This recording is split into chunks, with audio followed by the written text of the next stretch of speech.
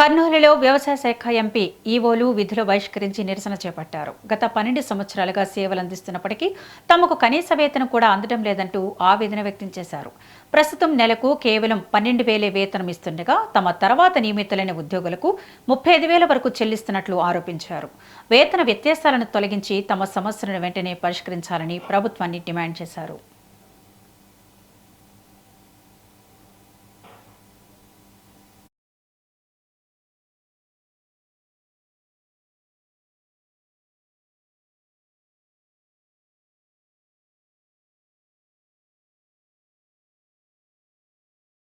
మేము 12 సంవత్సరాల నుంచి ఎంత ఇబ్బంది పడి ఎట్లా ఉన్నా కూడా మేము వ్యవసాయ శాఖకు కానీ మన ప్రభుత్వానికి కానీ మేము ఎటువంటి ఇబ్బందులు తీసుకురాలేదు సార్.